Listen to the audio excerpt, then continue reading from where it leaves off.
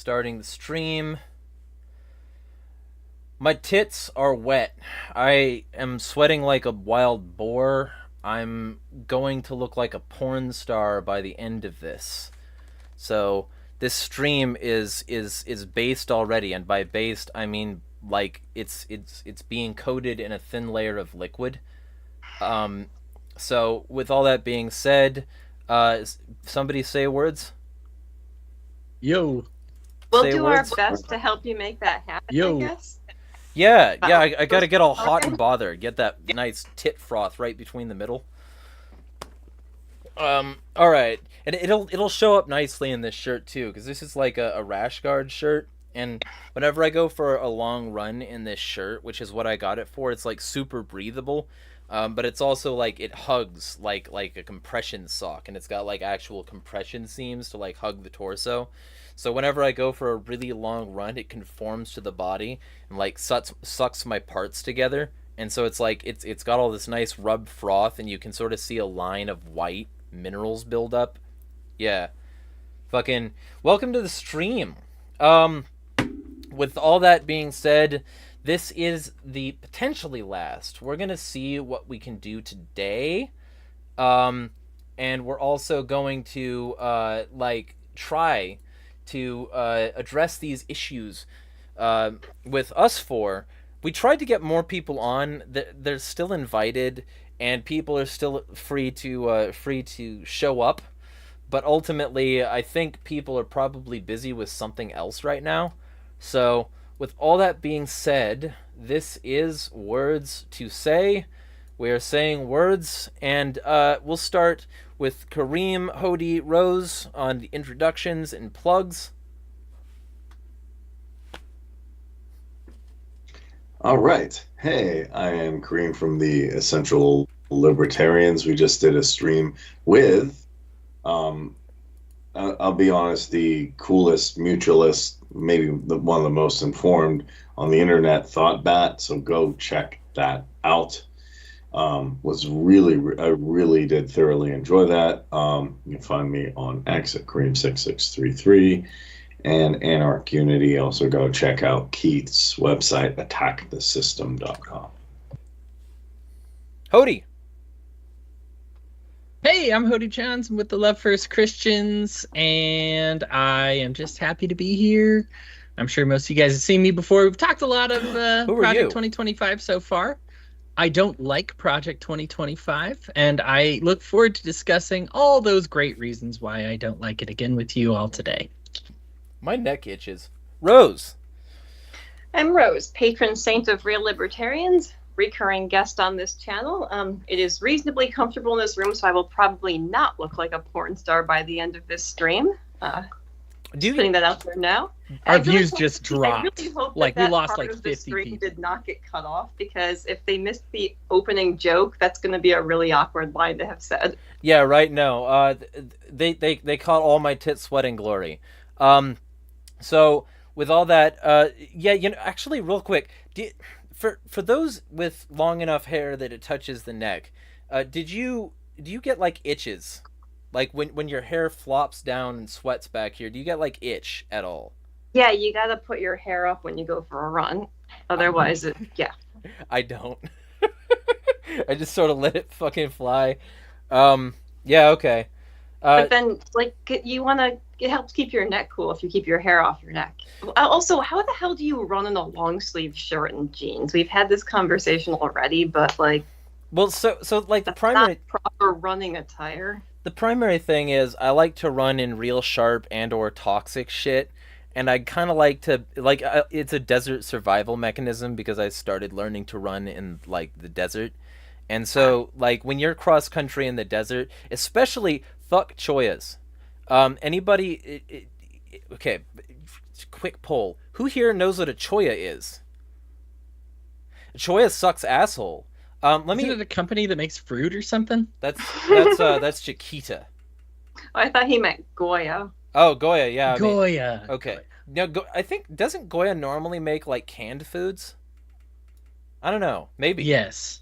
But so like I know them for the like beans and chickpeas and shit. especially since a while back they were like Trump supporters or some shit, and so a bunch of people were acting like they were based because they were buying Goya products or some shit. I don't remember because I don't care, but like I think I probably actually remembered that.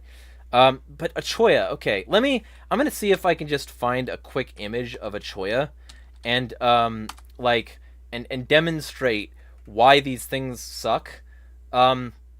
Because these things are like they fly off the plant and then they stick in you, and so and like it's not just the ones that fly off either. Some of them are just stabby, and so let me see if I can just copy and paste this choya image here. The worst thing we get around here are cockle burrs, which they're annoying because they're really hard to get out of like hair and stuff. But yeah, they're not dangerous. They just are really sticky. That's what she said. Yeah. Yeah. No, up here in the Northeast, it's nice and like there's nothing dangerous around here, so. Yeah. Well.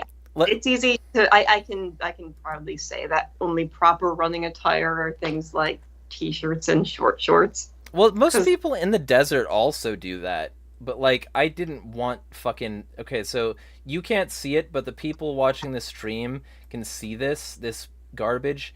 Look at this plant. Anybody who's not from the desert, and look at the guy in pain, screaming in pain on that YouTube video called Extreme Cactus Attack, that little thumbnail there. That's called a jumping choya. And as you can see, there's like every kind of like, they've got this stick choya over here, they've got this like long stalk choya, and then they've got these little bird choyas. And the choya thing, like the ones that are like the pencil choyas over here, those are better. And then so are this little green paddle thing, right?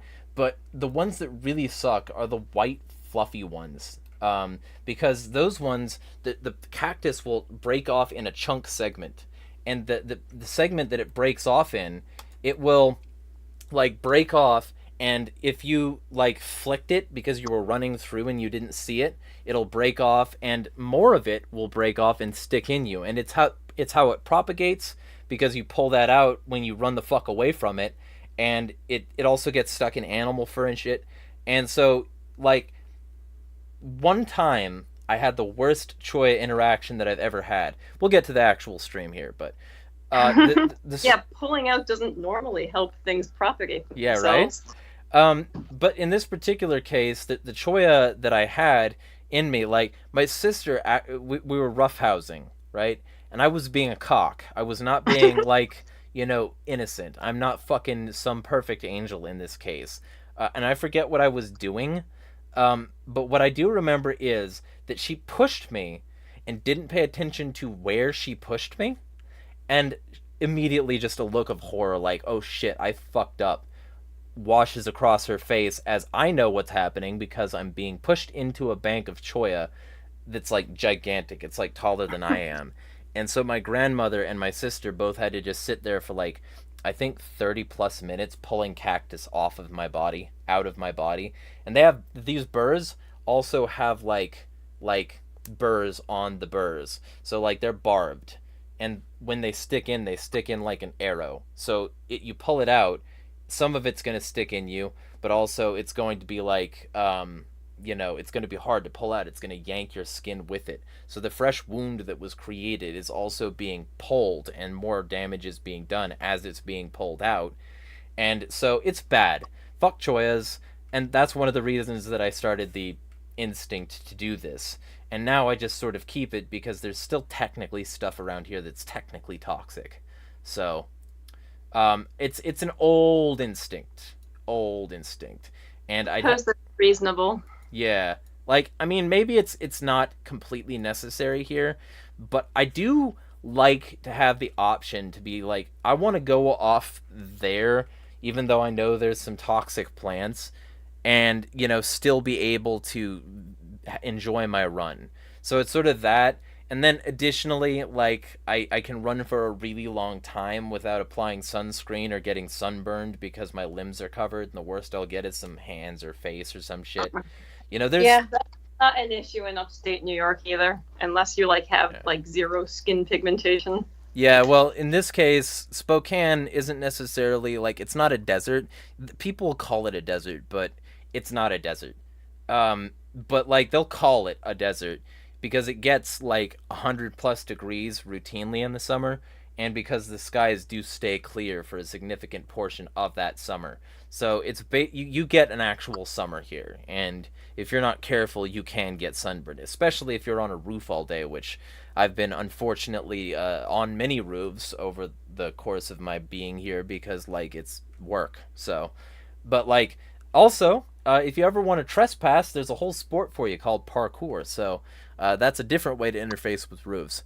Anyway, with all that being said, how y'all on the recent sort of shit involving the Trump campaign and their blunders? We'll get started off soft here because we'll actually start talking politics here soon. The Trump claims that Kamala fucking faked her campaign stop with AI. Who here actually believes that? If it's the picture that I'm thinking of, it looked very AI-ish. Which one? How was this? Because like is it like, are we thinking of the same photo, like where it was like people getting off of a plane or something, and there were supposed to be people cheering for them, or? Yeah, but like it wasn't just a picture in that case. It was also a bunch of videos corroborating. I saw that at the airplane hangar. Yeah, that was real. Yeah. Like in the original photo I think was real, but it looked like there was some AI bullshit going on to add more people to make it look like the crowd had been bigger. I don't think that's true because like the like appearance also had a bunch of people taking videos, and the videos that they were taking, I didn't see any classic signs of AI movement where it's like warbling into each other and souping up and like multiple fingers, or like some chicks got 3 arms instead of 3 tits, which darn, that's a missed opportunity.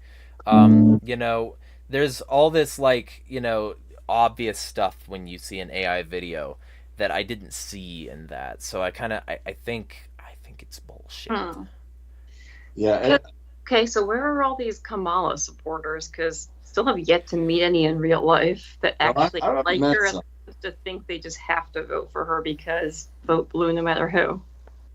There's quite a lot of people I'm actually seeing now that are just like, well, you know, she brings joy, whatever. But here's also the thing. I feel like Trump, because he has no good basis for anything other than saying, well, Comrade Kamala is going to do this, this, and this. She has no policy positions. So he's making it so I can guess what her policy positions will be, which is basically whatever the establishment wants. So she sucks as well. But he doesn't have anything interesting, in my opinion, to say. He can't fix the economy. He doesn't have that knowledge to do so. I don't think he has knowledge to really, or the experience to end any wars, because he won't roll back the military. Actually, today, here's what I did see from the Trump campaign that actually is very annoying. And we can tie Jeremy's best friend into it as well. So he said today, and we can tie Jack Lloyd and Dave Smith into this as well, I guess. I don't know who his best friend is. I like Jack. But Jack's been good so far. But Trump said we need to send the military to the border so we can deal with the cartels, because he's a tough guy. The only problem with that is, again, it's not going to work, because to me, the cartels aren't just going to sit there and be like, yeah, hey, take me out. And two, the cartels exist because people want to do certain substances and have a good time, or not a good time, I guess, if they do too much of it, which is, you know, some of these things coming through are bad. But there's a demand in the market for people who want to get high. I don't know how else to explain that. I'm not an Austrian economist. And also, I don't believe in necessarily subsidizing. Well, and also there's the foreign policy aspect, which is if you mess somebody's country up consistently, and then you pay for people to come here, that's going to cause a problem. So he can't see these things, and all we're doing is saying build a wall.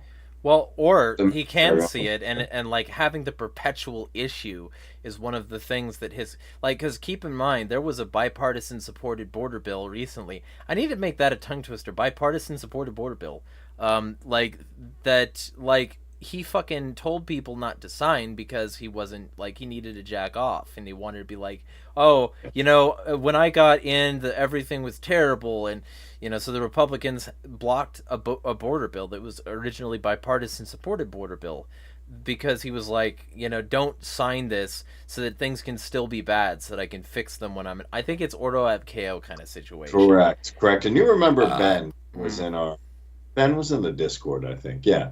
Remember Ben? We had the long conversation. Well, I saw a retweet, and I think the redheaded libertarian said, ooh, a constitutionally good use of our military. And then Ben Heckman had to reply, just for the record, this isn't libertarian. And I think Dave Smith had a similar position where I have the position, look, sending the military to the border, to me, is just going to make the situation a whole lot worse. I know people are not, but the problem is there's a whole lot of, like, you know, you can guess who it is, like the type of, you know, like boomer conservative guys, like, cool, you know, this is good. He's tough on it. He's going to take him down. So those people jack off to Trump. There's a whole song about them from Pink Guy, Gays for Donald. It's great. Yeah. It's a whole song in a really bad Southern accent, done to a trap beat with auto-tune, and it's all about how these rednecks want to fuck Donald Trump. They want to it's fucking excellent. Everybody should go listen to Gays for Donald and support your patriotic duty. Yeah. I just want to tell people, I know it's bad that Venezuelan street gangs are taking over, but look at the bright side. Now you can get extorted without having to fill a W-2 or doing TurboTax. You can just get extorted right out of the gate. So, improvement. Oh, and I just retweeted that. So, shout out to Ben for opposing the fucking vacuous bitch. Like, everybody should oppose her right now by retweeting that. I think it's a bad. She's not a libertarian, so. No. I don't hate anybody. To be fair, I hate plenty of people. I've been on Spaces. You guys are opposites. I don't have a problem with any particular person. I just think there's good and bad policies, and this is not fixing it. Statism to add to more statism does not fix statism. It's like Einstein said, you can't solve a problem with the same thinking that created it. And that's the problem with statism. People are like, well, I don't like interest rates. Okay, let's get the Fed to change them. It's a lack of border control. Like, militarizing the border is not going to do shit. Especially now, when the issue is that there are people being trafficked around the country by the very state that they want to secure their borders. Like, this is so stupid. And correct. And my question from the border is, okay, let's say potentially you stop everybody at the border. To my knowledge, there are people being bussed in. There are people being flown in. There are people being probably boat. That's not that hard to get someone on a boat either. And probably other ways. I don't know exactly how. So what are you going to do then? Are you going to block all flights? Are you going to block all boat traffic, all air traffic, all bus traffic? We actually went over that last time. I think you were there for at least part of that episode, maybe the full one. But like, we went over the fact that they're literally installing internment camps if Project 2025 gets the thing. So you wouldn't even need to worry about the border. You would just put them all in a concentration camp if you had Trump's way. It's literal fascism in the same kind of jingoistic, xenophobic way as the Nazis did, except maybe without like mass starvation that results in needing to off a bunch of them so that you can like still have enough food to feed the workers. So, yeah. Like, and just for the record, I think Harris is equally bad on pretty much everything thing because it seems they just keep copying each other's policy positions. When Justin Amash said this is just WWE, it basically is, except it's not fun to watch. Hey, but yeah. That's not nice. I love Donald Trump's performance, going down behind that podium and putting that fake blood on. That was he did a good job. And then, nobody asked any questions when, like, a couple weeks later he had no scarring and nothing and he had the bandage off. It was a great show.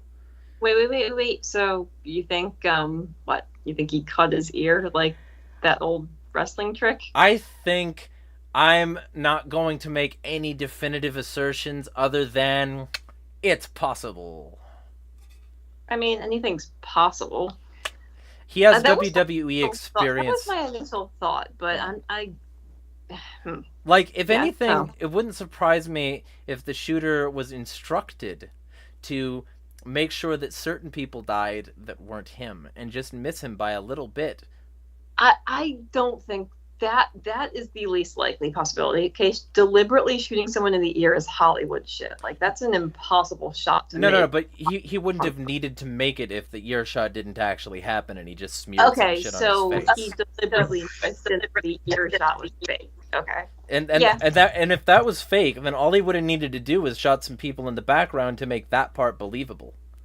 Okay. And if the elites are trying to place him in, they wouldn't need to care about, like, the proles in the back. Those could be convenient targets and, like, heart-wrenching stories, I think there are enough people who legitimately want Trump taken out because they want the established plan in place that I think it's entirely believable that it did happen the way it was reported. I had to respond because he said WWE, and Trump is the only presidential candidate, I believe, in history with WWE experience. So I had to bring up the fact that the only president with WWE experience had an injury after he was down for a significant period of time. Not at all like Ric Flair. Yeah, it's not implausible. I'm so in doubt. I'm just as bad as Tenet Media. All right, so with all that being said, let's get... Yeah, hey, where's your check? Damn, I need that. Hey, Vladimir, I have Russian accent. I can make Russian accent. I can sound convincing. I kind of even look like Eastern European if you look at me from the right angle. Give me money. Yeah, aren't you at least a little hurt that they haven't offered? I have a question, Jeremy. So you're a leftist. What would you do? I'm the whole bottom strip. Woo! All right, okay. But technically, I guess, if we're the whole bottom strip, then it's part leftist, right? So what would you do if someone's like, good job, you worked today. Here's a labor voucher that's good for 1 day of work. Would you accept that? What does the voucher get you? Yeah. To be fair, I don't know exactly how they worked. See, that's the thing. The voucher program was always sort of dictatorship of the proletariat kind of noise, so I'm not a big fan of the voucher program. And I don't like it when it's applied by a government. But if, like, this hypothetical is half-baked. You gotta flesh it out more. So I don't know. However, the CNT. We expect better from you. Yeah. Yeah, look, you gotta be fully baked. I want to see that bong rip.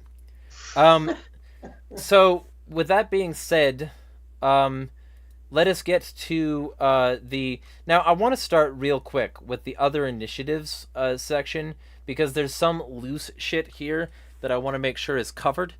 But there's a database element to be admitted to the presidential personnel database. A recruit must respond to several prompts about their ideologies. One is name one living public policy figure whom you greatly admire and why. A recruit's social media accounts will be scrutinized. The key people involved with the database are former Trump administration officials. I don't know why that was hard for me to say, including John McEntee. Those reviewing profiles work out of a townhouse one staffer jokingly called the Heritage Trap House. Heritage claims to have nearly 20,000 profiles as of July 2024. Those could simply be empty after someone started the process and did not finish. Staffers have privately questioned how many of the people in the database could actually work in a future administration. So basically, they've been absorbing talent. And if Trump does get in, they'll immediately employ this talent to assist with his transition. And I don't mean the based one where he lives his truth. I'm glad he's becoming his authentic self, at least. You know, he's already got the ass. All he needs is tits. If he wants front surgery, slay, sister. But the general vibe here is that they've already got a significant amount of people on board. And they've already been sort of priming these people with fucking videos, training videos, which are pretty dystopian to begin with. Being very, like, propagandistic, like the left of the culture, you've got to be on our side or you're against us or you're with the devil, Trump is chosen. It's really, ProPublica has a whole dump of them on their YouTube channel. If you want to die inside and also be a little bit bored, watch those. Sounds like a usual day, so yeah. Yeah, right? So, can do that. Any words about their presidential personnel database? Yeah, freaky. It's the reason Republicans hate the deep state, except this is like a hand-picked deep state kind of thing. So, yeah, like it's bad. I think this is probably the scariest part of Project 2025 because, well, I've noted before that a lot of this is probably not possible, and Trump has even gone so far as to condemn the thing. The thing is these are people that are Trump's friends, that he is in contact with, he still meets with, they still speak at his rallies, they still show up. So, you know, we know that they say, yeah, we're talking with him and he's down. And then Trump in public is like, oh, what these people want, they're so extreme, I'm not down. Well, we already know Trump like lies like unprecedented level of lying. So like, as well as the people surrounding him lying.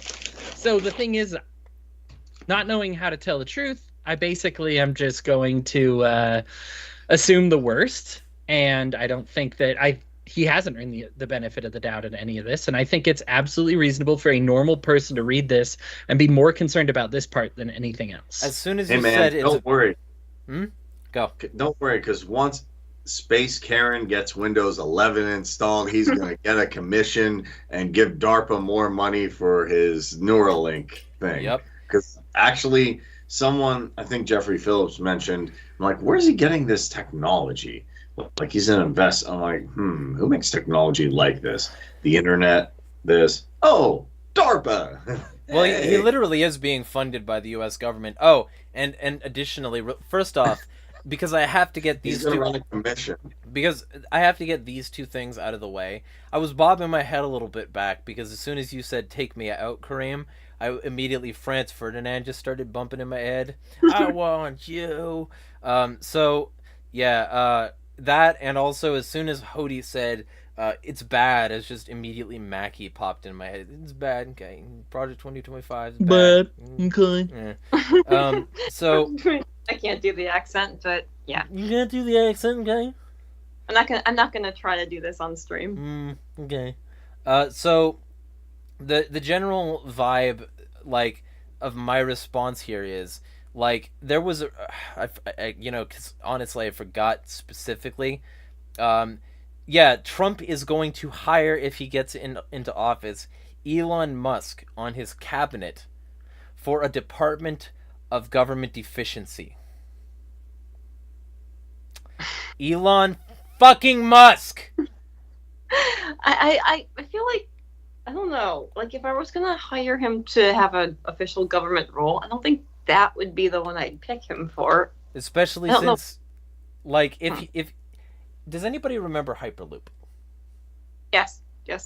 You talk about Hyperloop for a second, Rose. You've not been saying as many words as the others, so.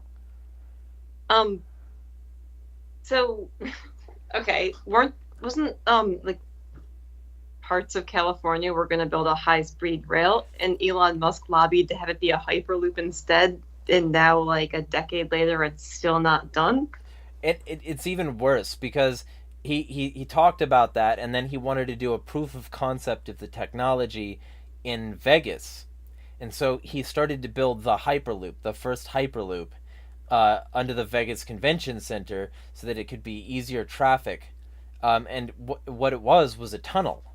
And this tunnel, and it was supposed, the Hyperloop itself was supposed to be a highly intelligent system of fully underground tunnels that, like, your car dropped down onto a basically tunnel freeway and zoopy zoomed through the Fruby boom to the next thing you were doing, and then it gets carted up to the thing where you actually drive. But it's on rails before that. Now, the first thing that came to my mind when I heard this thing was, that sounds like a subway. So the idea that you need... I thought it was like a high-speed subway. I didn't know it was for cars. Yeah, okay, so Hyperloop was supposed to be like you drive your car into the port, and then it's on this, like, platform, and the platform secures your wheels with, like, boots. And then the platform drops through a hole in the ground, drinks over here onto the roadway, crups into the fucking rail system, and frinks you off down the fuck. And then, like, once it gets you to the location, it shups you up to the next hole, goes you up the hole, you out the hole, and then you're driving on the normal road. And that's dumb. That's very dumb. What's the point? You might as well just drive your car through a tunnel. It reduces congestion. And here's the fun thing. He never did that, because that's bonkers, and nobody should think this is smart, because digging that massive underground thing, assuming there's no erosion, assuming there's no gigantic issues with a massive underground project stretching miles, that wasn't going to happen because it takes too much capital to make and develop that, and because you've got all these, like, little fucking water pockets and mineral deposits, and it's not gonna fucking work. So what did he do instead? He started the Boring Company, where he was fucking building,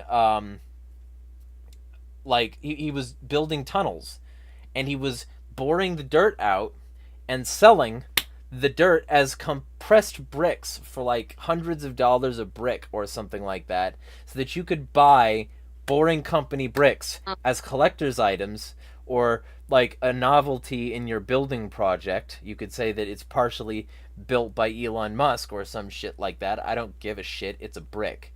And that would be used, the money from that would be used to fund future projects. And so that's what this was about. It was about him selling bricks, most likely. Dirt. He literally sold people dirt, and they bought that shit because they're fucking obsequious. And so that's what... It does sound like he'd be good at politics, so... I mean, the thing is, you kind of have to have a grudging respect there that he sold people on this idea so he could sell fucking dirt. And then, like, beyond that... So, I mean, come on. So what happened was, he not only did that, but he also sold flamethrowers, which weren't flamethrowers. It was basically a giant lighter, because here's the thing about flamethrowers... They throw the flame. They don't just spew the flame material. They throw it. And that's involving napalm.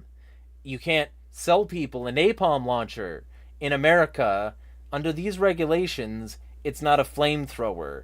It's a giant lighter using the same sorts of, like, fucking mechanisms. And so what you have is a tank that contains, I think, just butane or some shit like that. Some easy, fast-burning fuel. And then a really high flow nozzle, spooping it out there, and so of course, if you spray a bunch of lighter fluid out of a lighter and then light that on fire, it'll look like a flame jet, because it's a flame jet from a giant lighter. And so it was terrible, but it sold like hotcakes because people wanted to say, oh, I bought a flamethrower. No, you didn't. You're a cunt and a cuck. And so he did all this, and it was the official Boring Company flamethrower, and there's some other Boring Company merch that you can get. But what did he do with these tunnels? He put his Teslas in them, and now you can drive, you can be, not even drive, but be driven in Teslas through these tunnels. Now, originally, it was supposed to be like, you know, fucking, I got a private number calling me, shut the fuck up. You can get, like...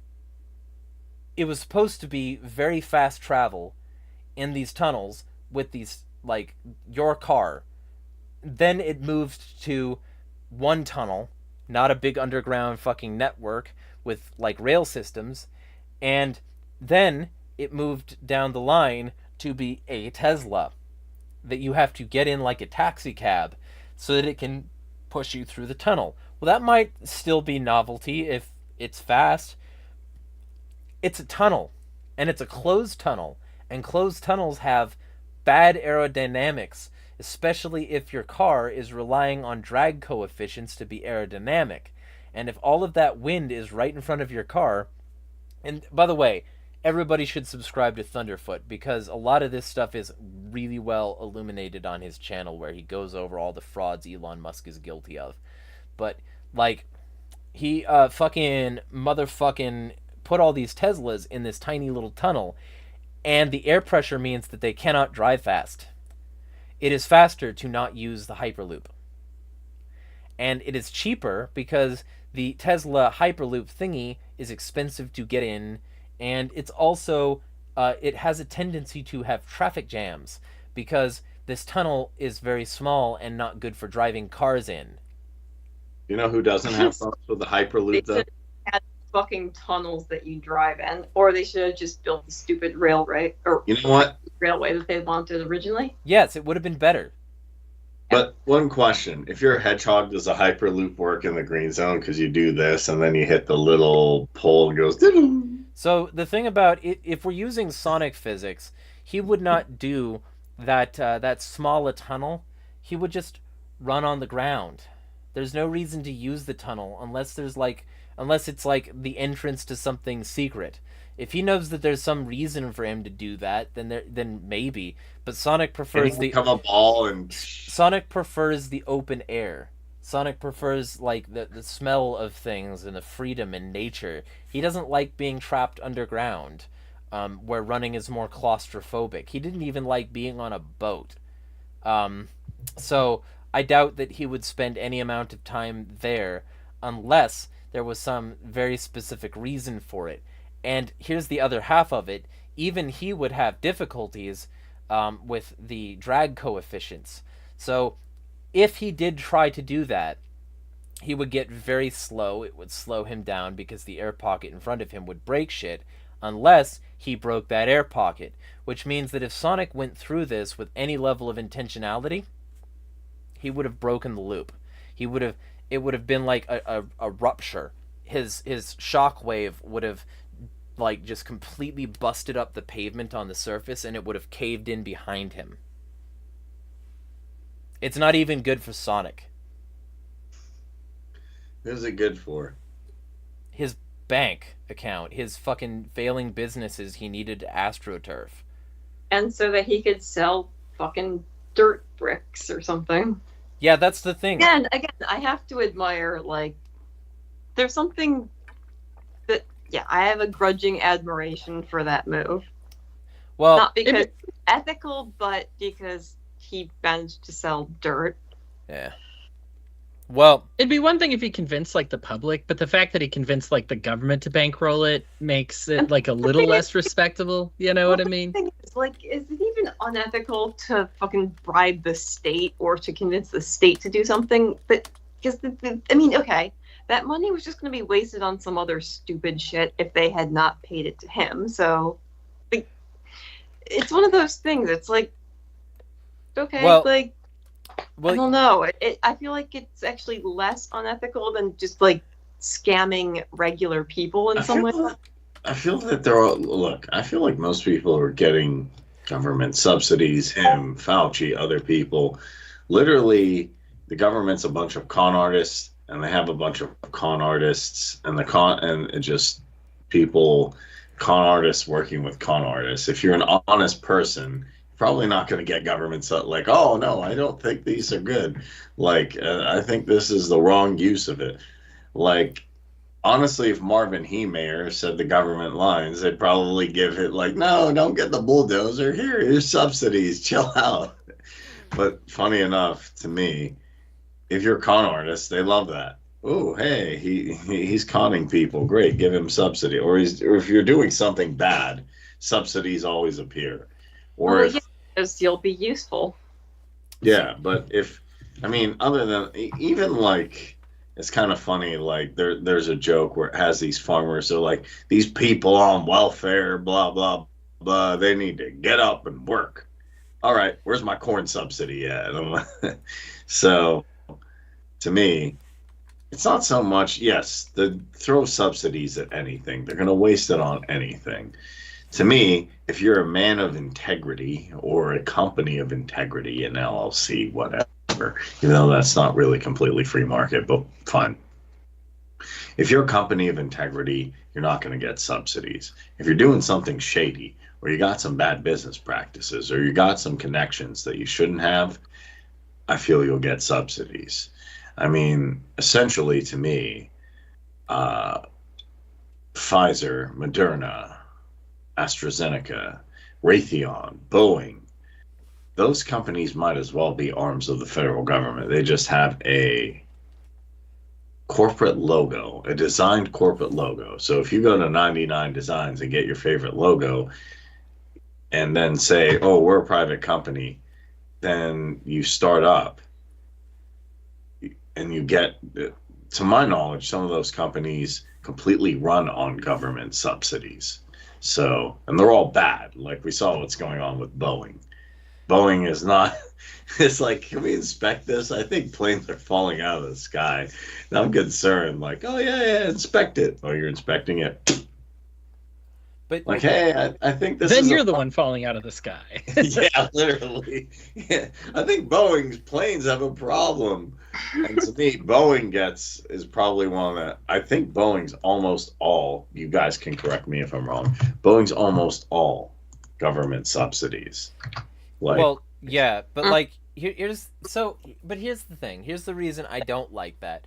Because first off, again, if anybody should be in charge of the government efficiency department, it shouldn't be the guy whose rockets consistently explode, who, like, fucking failed the Hyperloop, who has been removed from the board on a variety of companies because he was a shitbag, who routinely takes over a company with his money and then claims inventor status because he did something, like, with his money, like with existing projects. Like Neuralink was not his. Fucking SpaceX to an extent was not his. Tesla was not his. Fucking PayPal was not his. X was not his. None of these things were his, and he tries to play it off like they were because he comes in with his money. And when he does come in with his money, oftentimes they will be operating exceedingly poorly, very badly for the workers, and not very efficiently at all, which is why he consistently needs things like regulatory credits, nabbing money from other businesses. Which, it's not like I give a shit about Chevrolet. I don't care that, like, they lost a huge amount of money because the government took it from them and gave it to Elon Musk. They're statists as well. But it's like, at the same time, he wouldn't survive without the inefficiency and the backing mechanisms for inefficiency on a government level. So to put him in charge of a government efficiency office is cackling batshit unless you are intentionally being fucked and you want him to help throw people under the bus. And just be like, oh yeah, Elon Musk cut these positions, we didn't do that. So, generally speaking, I hate that anyway. And then secondarily, all the money that could have gone into that went into the Hyperloop could have gone into, like, housing some homeless people, feeding the hungry. But that's never gonna happen. So yeah. Right, but at the same time, Bobby Kennedy with a speech impediment. Yeah, right. I mean, there are so many things that the state could actually use the money they have for that will never happen. So yeah, right. Like feeding the homeless. He is a dream team. And I also feel Tulsi, even though people are like, oh, she used to be a leftist. I'm like, no, she used to be a liberal, for one. And two, she was always very hawkish, it seemed to me. She's like, yeah, we can go talk to people, And now I think she's just your typical bomb thrower. Just, all right, let's use drones. Let's get in wars. So, right. Better than other Democrats, but that's an extremely low bar. But at the same time, like, the thing I'm saying is, that's why I don't like it, because this money was not properly, like, the government stole to begin with, because hashtag taxation is theft. And then, like, the money was not properly allocated toward useful ends. It was given to this billionaire narcissist so that he could jack off in public down a tunnel. So I don't like that shit. And additionally, it fueled him for a bit there. It gave him just enough get up and go. Like, it was like a boner pill. It gave him just enough to get up and go that he could, like, artificially fuck for a significant period of time. But then when the thrill was gone and his boner collapsed, we end up with a tunnel that's completely useless, more money down the drain, and a people who are perpetually more and more fucked by the system that he enables. And so I hate him. I hate everything he stands for. I hope he loses it all, but he's not going to. He's going to be instead given a fucking cabinet position. Well, would he be the only one allowed to jack off down the tunnel? I mean, technically you can do anything if you're not caught. Right. So, like, would other people have this privilege at the very least? Or, would he have some unique, special legal privilege? You would call it, like, it'd be a new TikTok challenge. You'd call it the hyper spook challenge, and you would just go see if you could spoot down the tunnel at some point. Like, you would find, like, you would see, you would, like, run through the tunnel until you got to one of those little access points where, like, maintenance workers could come in. You would just sort of hide in that little hallway and get it done, and then, like, your goal would be to, like, aim it on the track so that the car would, like, pick it up and snail trail it down the hallway. You know who could hyper spook down the tunnel? Max Sterner. He would make that tunnel his new, like, cum sock. Just be like, just like fucking Elon Musk comes back into it's extra musky in here, and so something must have happened. I think something somebody must have done the challenge again. It's oddly stiff in here. So is it like dogs who have to pee on top of another dog's pee, but just everybody's making a new snail trail. Yeah. So just before we move on from this subject, I just want to say libertarians, especially libertarians who thought, like, for some reason feel the need to support Trump or just whatever it may be. Dave Smith, Angela McArdle went on Russian-funded Tim Pool to talk about how, hey, what happened last time? Because he was pro-war. He filled the swamp instead of emptying it. He added to the debt. And Angela said, after talking with him personally, that basically he was hijacked and listened to a lot of the wrong people.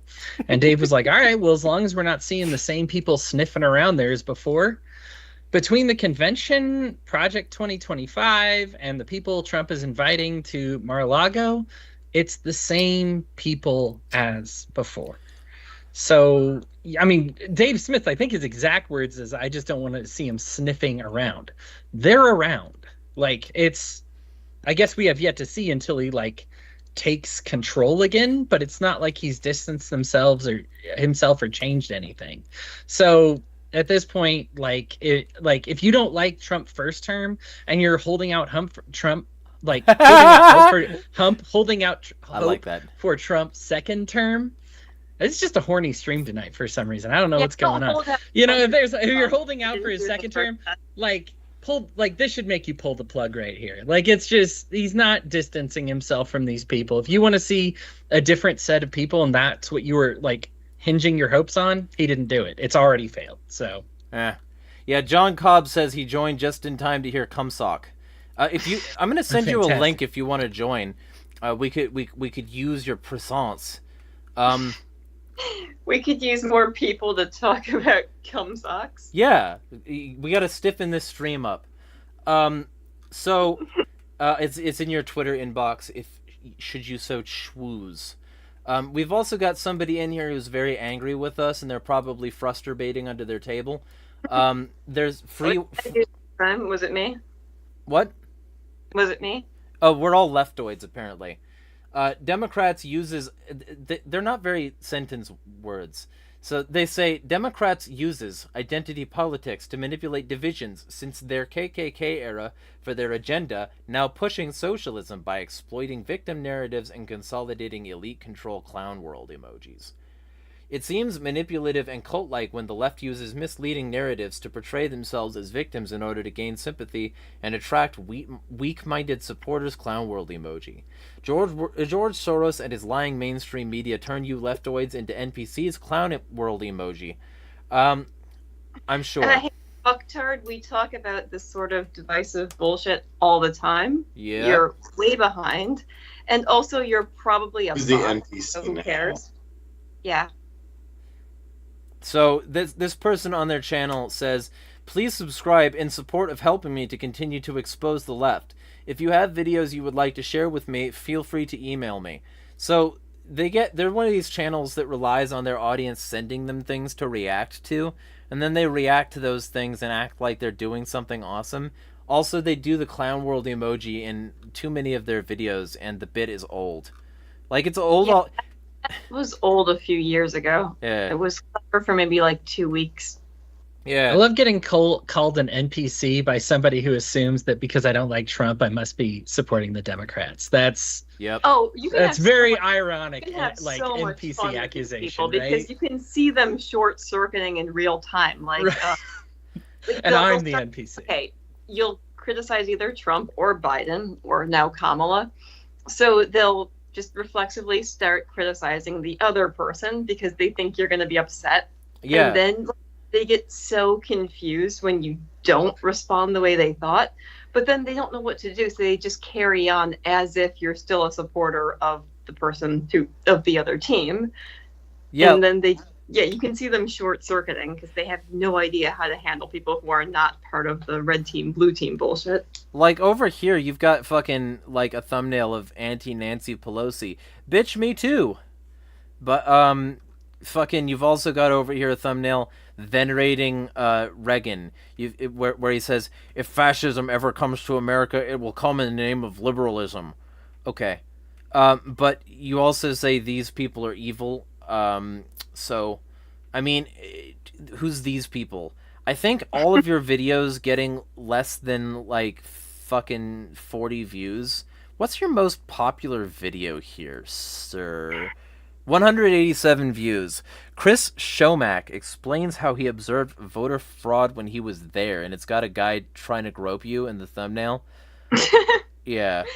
Can we invite him on the stream? I don't want to do that for this one, but if you ever want to come on and, like, you know, fucking defend your position, feel fucking free, I guess. But Old Brick says, by definition, libertarians are not left nor right, so obviously. Although, to be fair, there are left and right libertarians. I just, this motherfucker's got the wrong one, because I go against the we all go against the authoritarian left and right. This is not the right channel to level these criticisms. So I mean, we're simultaneously filthy commies, but we're also right wing. What was the term? Right wing extremists, right wing lunatics. I can't remember exactly what was Something leveled like at the time, but yeah, no, right and left libertarian. Like, I don't know. I don't like those terms unless you're really being clear in how you're defining them. right. Because, like, okay, yeah. I mean, I'm considered right wing because or rather, accept that markets are a thing that are going to exist. So communists still consider me right wing, but most self-described right libertarians still label me as left. Yeah, it's one of those things. Though, you know, we have to be leftists because we've spent all this time talking about like one part of this subject. So we've spent too much time saying words. This is a leftist meme now. But we'll get, so the next segment is the training modules that members in the database can take were described by one person familiar with them as relatively light on substance and heavy on ideology. The database and modules were also described as having a low-budget feel. ProPublica has exposed 23 of the videos Project 2025 created to support the training. According to ProPublica, 29 of the 36 speakers in the videos worked for Donald Trump in some capacity, including on his 1617 transition team in his administration, or as in 2020, or in his 2024 re-election campaign. It's tired. I'm late. So the training modules section Anybody got words to say about that? Or I think we briefly touched on it. Yeah, it's bad. I mean, I don't think there's anything wrong with getting people on the same page, but if you would like to watch those videos, if you're at all libertarian, you're not going to like what they're getting people to be on the same page about. It's basically, I think what I have a problem with it. So there's something I do. I can actually bring my religious background into this one here. No, this is an edgy atheist stream. You just can't see the fedora. Go. When you study like cults and what makes a cult, they talk about, undue influence and, well, what's undue influence and how do people gain that and what are some tactics that they use. And it's a systematic, basically ebbing away of the healthy part of your identity and a building up of an unhealthy part of your identity. So like a good example, like the difference between like a religion and a cult is largely the effect on you, because are they trying to strip away the bad parts of your identity and fill that with something wholesome and better? Like, so for example, if you're a drug addict or, you're a robber, you steal, you lie, that we want to take that part of who you are away and replace it with something better, with a better way of life. Cult will be like, oh, you're somebody's brother, mother, daughter. You're not that anymore. We're giving you a new family, that kind of thing. We're taking away all your good responsibilities that make life worth living. And now, we're going to replace them with other things. And this is very much like, obviously they're not blatantly doing like Jonestown. There's not people introducing themselves as like Do Re Mi and or anything like that. But it is very heavy on the side of like, hey guys, if you're going to be in this group, here's how we're going to think, here's how we're going to do business here. And it makes it very clear that dissent is not welcome or encouraged or anything that they even want to remotely think about. Yeah. So it's a scary thing. Yeah, there's a model called the bite model, and it's how you can tell you've been indoctrinated and or like abused, usually in a cult-like manner, and it's behavior, information, thought, and emotional control. And it's very present. We'll do we should do a cult stream. That should be next Sunday. We should do an anti-cult stream next Sunday on this channel. We should. Ooh, what cults can we talk about? Because this is a good idea, but yeah. So I want to say, if you take the bite model test right now, I am willing to bet your job will be the highest thing on that list. How many jobs say, you're our family, you would never turn on us, here's what we do? Like, jobs are some of the most cult-like entities out there. Actually, that could be what we do Thursday. We could have like a more ideology and philosophy focused stream, and we could speak against cults. And of course, this would train people to resist the cult programming in my cults. So that's awesome, because like I need better competition. So the bite model. Anybody? Yeah. Go. We went through all those like training sessions where we were taught to hate redheads, for example. Yeah, and you have to call all. And remember, if it's not Jocelyn, it's not Jocelyn. So like. Yeah, the whole mentality. So first off, I want to congratulate Street Nickel, because Street Nickel says the line that I've never heard before, that you can't be a leftist and consistent with the non-aggression principle. And he also, first off, both misspelled can't in his original like message here, and also said principal as in like the officer at a school. So congratulations on that, and I also want to congratulate you on reposting the same robbery footage on your channel, where the two teenagers were like, one of them was distracting the guy behind the counter, and then like the other one was like shoving shit in their bag, and then they noticed, oh, somebody came in with a shotgun.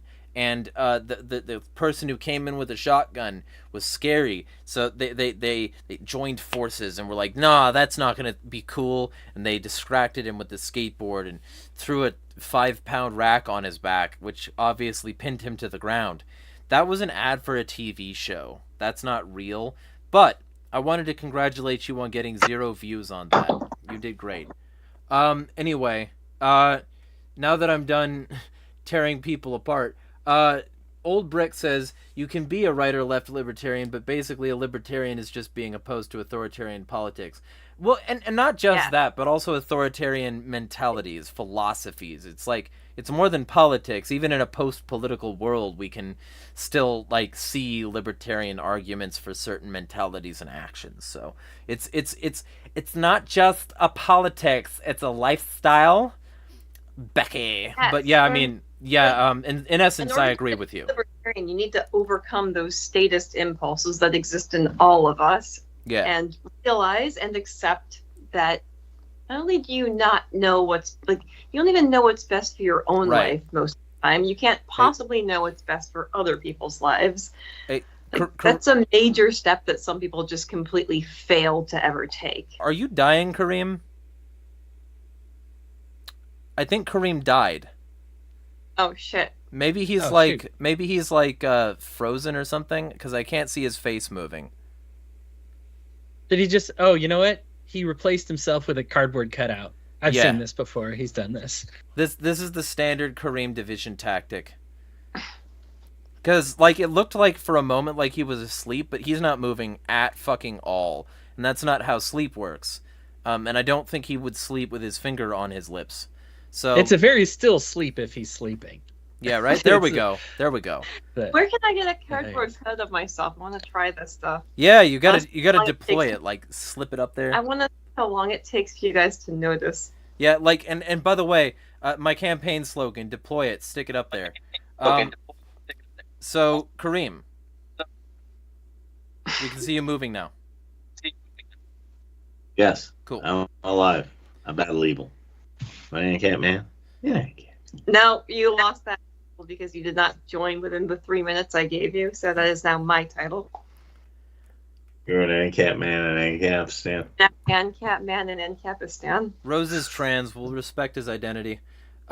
So the general vibe, so we've got those things out of the way.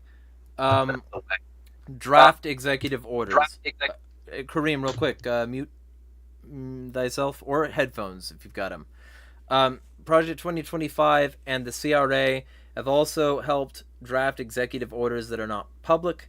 WAPO reported that they include an order invoking the Insurrection Act to deploy the military for domestic law enforcement, martial law, which the Heritage Foundation denied.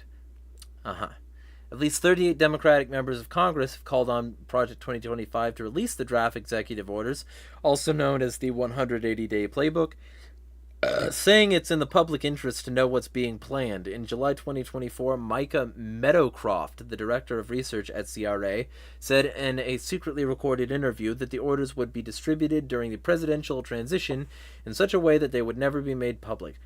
Meadowcroft! That's like if J.K. Rowling wrote like a hero, but actually she's just a bitch and we can all tell. Any words on that? We'll move on to Dawn's Early Light, and then we'll get done with these other sections and we can move on to the actual main planks.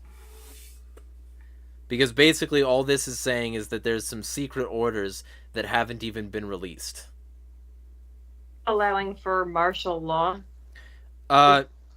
Yeah, and other things as well. So, all right. Well, if nobody's got words on this particular thing, we'll move on. It doesn't say anything that's new, but it just sounds like new excuses to use them to like for as far as the people who wrote these planks go, just new excuses to use already existing powers to their ends. Yeah, motherfuckers on the right want to forget this, but like I do not forget.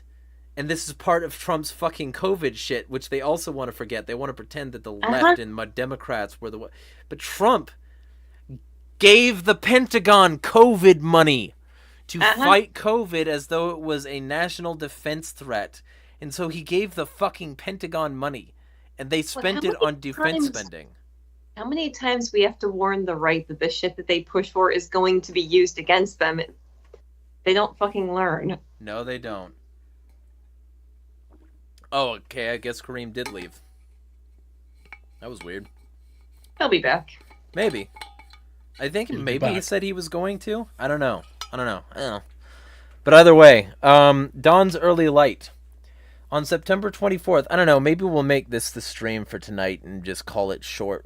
And then the next one will be the actual lastest one, and we'll make it long enough and girthy enough that we can cover all the rest. But on September 24th, 2024, a Heritage Foundation president and Project 2025 architect Kevin Roberts is due to release a book, Dawn's Early Light, Taking Back Washington to Save America, with a foreword by Republican vice presidential nominee J.D. Vance. The book was initially subtitled Burning Down Washington to Save America. In the book, Roberts outlines a peaceful, quote, outlines a peaceful second American revolution for voters looking to shift the power back into the hands of the people, end quote. In a review of the book, Vance wrote, quote, "We are now all realizing that it's time to circle the wagons and load the muskets. In the fights that lay ahead, these ideas are an essential weapon," end quote. Colin Dickey, which is always an unfortunate name, of the New Republic, says the book reveals paranoid Stalinist tactics like using conspiracy theories to violently enforce their vision for the world.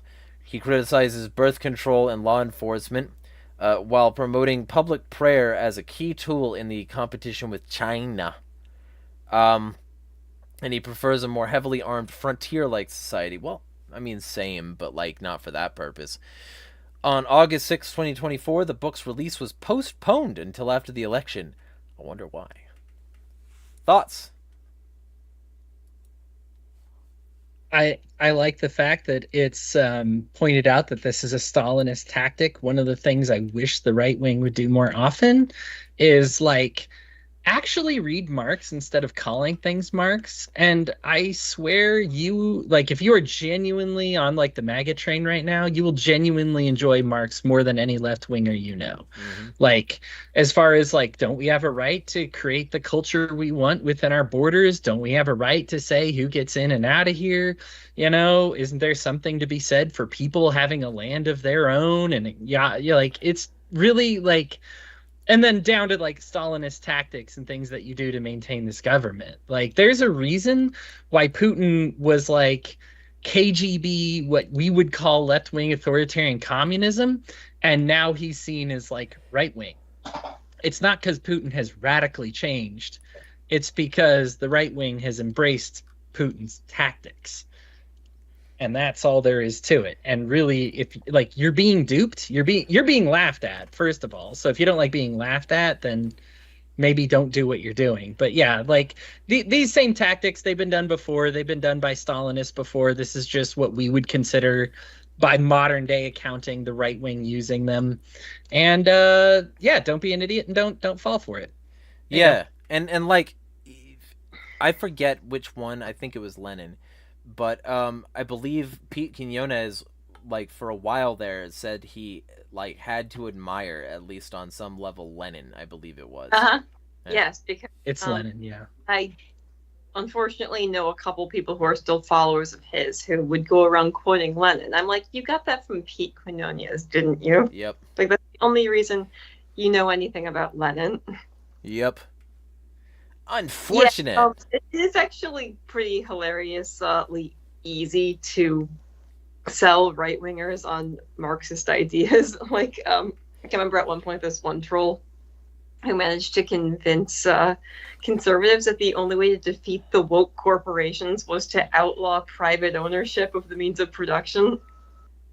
You know, when I get y'all responding to this next section, to the first actual like primary section we'll talk about today, I need to do something. I need to see if I can do something cool while we're on stream here. If I can, it'll be fucking lit. It's gonna get us kicked off of YouTube. No, I'm gonna be making a meme. So that doesn't mean you won't get kicked off of YouTube, at least in the UK. No. Oh, and that was something recent. Let me get this off my chest. The guy did not get arrested for posting a British flag on social media. That was never a real thing. He posted 4 LGBT flags arranged like a swastika, and that's why he got like mandated sensitivity training. and then he got arrested because he didn't accept the mandated sensitivity training. I mean, which I'm not like a fan of the sensitivity training from the like government level, and you know, like if they were trying to convince him that the LGBT wasn't in some way a politically powerful tyrannical organization, this was the wrong move. But at the same time, it was bullshit, and a bunch of conservatives shared it because Tim Pool did. So fuck Tim Pool. Yeah, that's been around a while. I've seen it before, unfortunately. Yeah. So anyway, but like the next section is we did issues of identity last time when we had the gayest stream ever. Which, by the way, if you want to be a bestie, go check that out. Journalism, the journalism section proposes reconsidering the accommodations given to journalists who are members of the White House press corps. It proposes defunding. Oh, actually, we did talk about this on another day. We talked about the like NPR and all that stuff 2 streams ago. So anybody who wants to do that can check that out. We'll do the law enforcement section next. In the view of Project 2025, the DOJ has become, quote, a bloated bureaucracy with a critical core of personnel who are infatuated with the perpetuation of a radical liberal agenda. If anytime you hear radical liberal, you can shove something in their cunt. And has forfeited the trust of the American people due to its role in the investigation of the alleged Trump-Russia collusion. It must therefore be thoroughly reformed and closely overseen by the White House, and the director of the Federal Bureau of Investigation must be personally accountable to the president. So basically, it puts the intelligence agencies on the leash of the executive, which is a fucking Nazi tactic. Yeah, that's not concern. I mean, okay, again, it just formalizes what is already the case, but yeah, we don't need further concentration of power. Well, if Trump is fucking right that there's a deep state, then that's not the case. The deep state is what runs the fucking intelligence agencies, and if that's the case, then Trump is wrong about the core assumption he's using to make this move. So if there is a deep state, which I actually believe there is, I just believe that it serves like the fascist agenda, and that any amount of progressivism it uses is just performative and surface level and designed to make people feel better about it. Of course. But like the general vibe is that if there is a deep state, then it's not that the executive is puppeteering the intelligence agencies. It's that the intelligence agencies are puppeteering the like surface levels of the intelligence agencies who are puppeteering everything else. Right. I mean, this sounds like just a very weak attempt to get some amount of control over these agencies. But again, yeah, they're probably not answering to the executive branch anyway. Yeah. Or anything for that matter. Yeah. There's a deep state. They're running this shit. Like fucking the CIA assassinated Kennedy for a reason, and it's not because Kennedy was running their programs. Old Brick, I'm not sure if you meant to delete your message, but it is not here anymore. I didn't read it in time. Either way, feel free to resend whatever that was. Also, y'all feel free to like, share, and subscribe if you like torturing your friends. So, with that being said, the next section of the law enforcement section is DOJ reform per Project 2025's recommendations would combat affirmative discrimination or anti-white racism, citing the Civil Rights Act of '64. Former Trump Dodge official Gene Hamilton argues that it, quote, advancing the interests of certain segments of American society comes at the expense of other Americans, and in nearly all cases violates long-standing federal law, end quote. Therefore, the Dodge's Civil Rights Division would prosecute all state and local governments to institutions of higher education corporations and any other private employers with DEI or affirmative action programs. That's not a good thing. Right. So they want to they want to be able to prosecute people for discrimination if they implement DEI protocols. Yeah, which is a voluntary thing that a business should be able to do if they want. Right. Yeah. And keep in mind, we already covered earlier that they've already stripped away in an earlier portion of this all those special precautions like for hate crimes and stuff. So we're taking away the hate crimes against blacks or specifically gays and trans people, sorry. But we're adding back the hate crimes against the whites. This is just blatant favoritism towards what they want. Yeah. And you shouldn't get suckered into this if you hate the left for playing identity politics. I don't know what to call, like, this is identity politics at its most extreme. So like, you should hate this. This is identity politics in a polo shirt and khakis. Yes. It's white identity politics, and by white I mean the golf course is looking lovely today, Margaret. Legal settlements called consent decrees between the Dodge and local police departments. I'm just going to start calling it the Dodge. It's funny. Would be curtailed. Like you got Dodge, you got Dodd, you got all these. You just say that. It's easier. Would be curtailed. According to the Project 2025, if the responsibilities of the FIBI and another federal agency, such as the DEA, overlapped, then the latter should take the lead, leaving the FIBI to concentrate on other serious crimes and threats to national security. So, basically, like, everything else other than the FBI should be able to take the lead, I guess? I don't know. Between the DOJ and local police departments would be curtailed. I'll have to look into that a little bit more before next time, before we say more words. But what we've done so far between the last three sections is just consolidate around federal power, make it so that these other federal agencies have to respond to the president. Listen, it was hard enough to find out the truth about like Hunter Biden's laptop and everything. Now imagine if Joe Biden was like, no, you guys answer to me.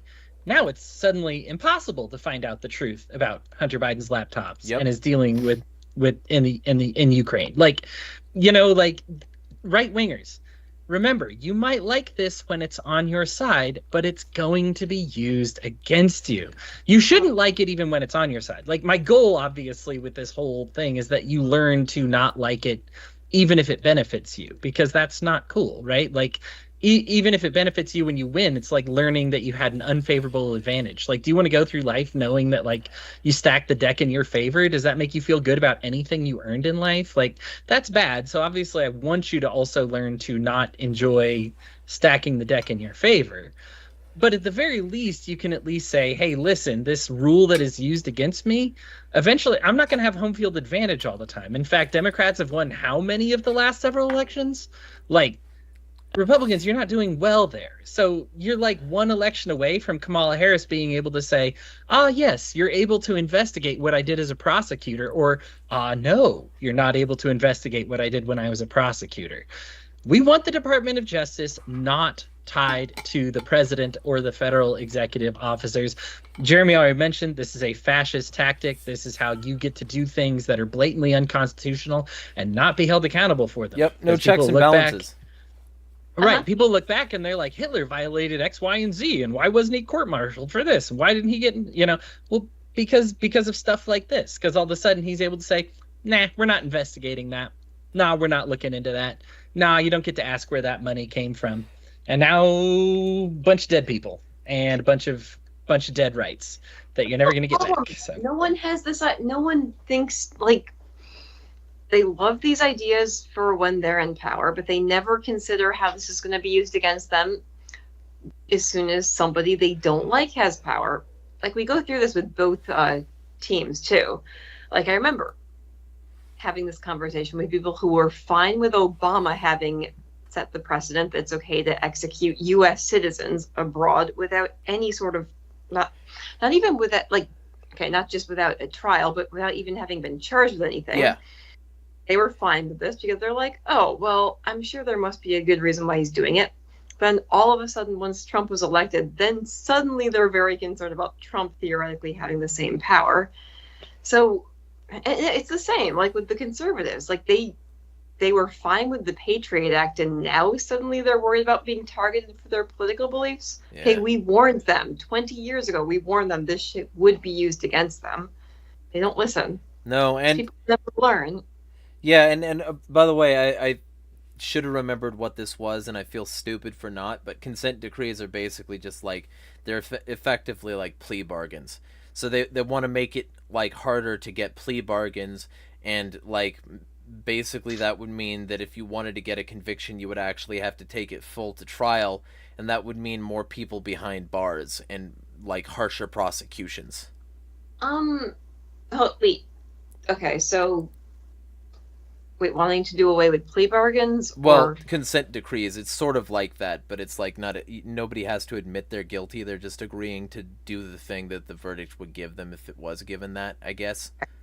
Because, yeah, like, more criminal prosecutions having to go to trial actually would theoretically be a good thing, because it would reduce, you'd have a lot of people, I think, caught up in the legal system if plea bargains were no longer a thing. Well, it's less about that, and it's more about preventing the kind of thing where a settlement can be reached, with no admission of guilt. So it clogs up the legal system with a bunch of unnecessary prosecutions that shouldn't be that shouldn't take as long as they want it to. Okay.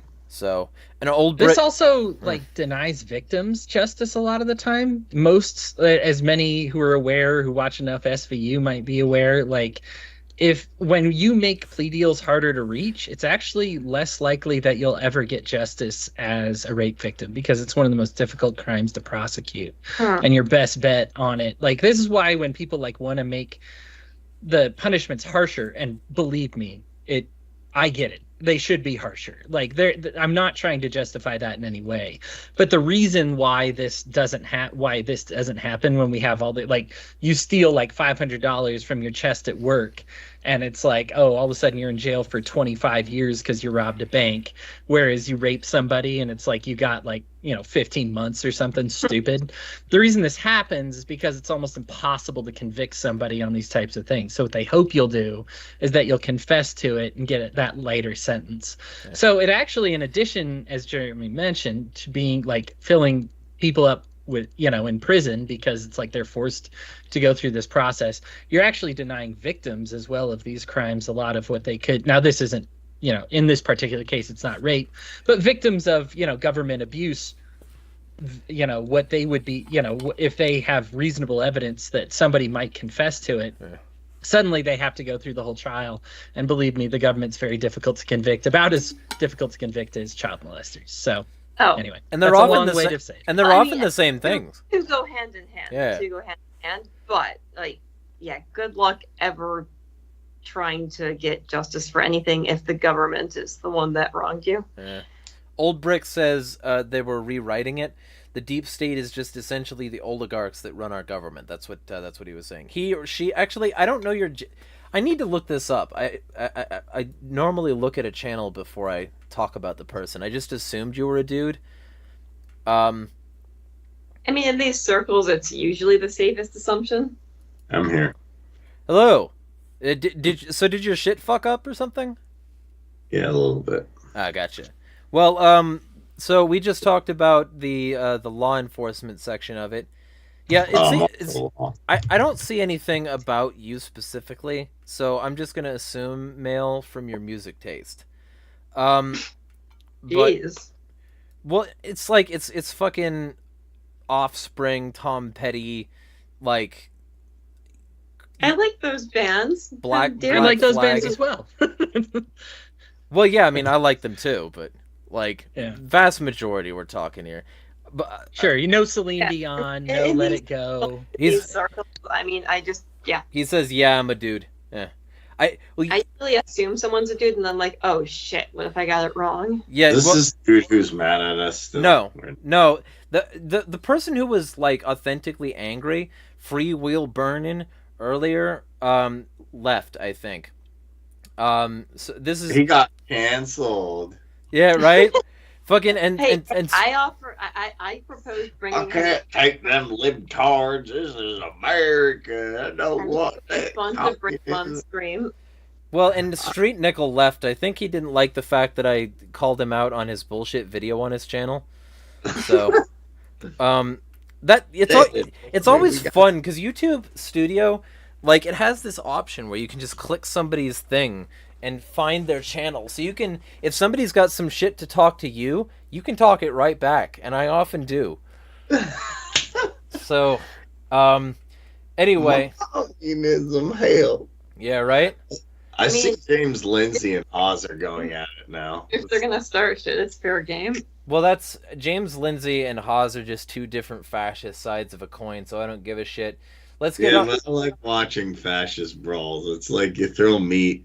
It's like bum fights. And I know this is horrible. I'm sorry, but like bum fights in the '90s, it's like throw some steak out there and be like, "You two fight."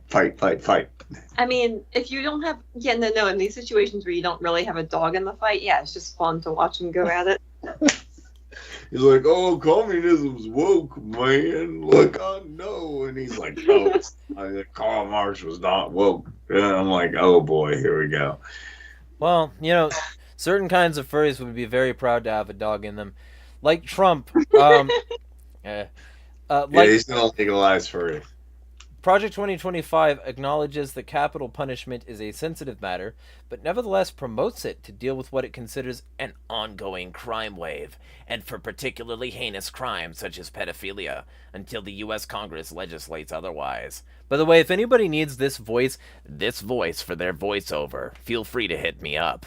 You know what's funny? Most of Congress has been on Epstein's Island, and they probably done did. So that's not. If your solution to like child trafficking is the state, you're a fucking idiot, because the state is get the state to stop involved in a lot of this. Yeah, okay? Trump said it's an uncomfortable truth to a lot of people because they keep thinking that the state is the one that's going to prevent these things that they consider evil. Okay, no, I'm sorry, but that's not going to happen. The state is actively enabling these things that you want to stop. All they do with Bohemian Grove is they were just kidding at Bohemian Grove. They said they were just. Because when me and my boys want to fool around, we wear black cloaks in the middle of the woods and get a eulogy of Moloch and then sacrifice stuff to it. Yeah. Oh, yeah. I mean, wait. Are you saying you haven't done that? Yeah, right? Not recently. I thought that was normal when you're just, fucking around. As a German, I've got to occasionally dabble in the baby blood myself. So, like Trump... Adrenochrome. I'm going to get the Q people here now. Yeah, right? I got the tunnels and the adrenochrome. And these people not realize you can just buy adrenochrome online from chemical supply companies? Yeah, they don't care about facts. Also, they don't care about how fucking irredeemably fucking inefficient it would be to harvest it from a baby. Like, that was never going to be an easier way to do it. Their adrenal glands are underdeveloped. So, like, you're not going to get even better adrenochrome from a baby, like, that you scared. It's not going to be pure. It's going to be diluted. But I thought their claim was that you could extract it from the pineal gland. Well, no. Tortured infant. So the thing is that the whole idea of this was, like, it was largely propagated by Hunter S. Thompson in Fear and Loathing in Las Vegas. And so he spread around this notion that was already sort of in the rumor mill, but never actually proven, that they get babies and, like, scare the shit out of them. And because they're babies and this is the most afraid they've ever been, they produce the most adrenaline. But that's fucking stupid because they have underdeveloped adrenal glands. So, like, if you wanted to do it, you would need to get some, like, real workhorse of a full-grown human. Like, probably a dude, since testosterone amps up cortisol secretion and adrenal production. So if they were going to do it, they would be doing it with adults, and particularly horny adults, because they, like, produce the most endocrines on a normal basis. So if you wanted to do this, you would get a bunch of horny dudes, and you would get them all fucking scared shitless, and then you would extract their adrenochrome. But that's also inefficient because you can just make the molecule. Yeah, right.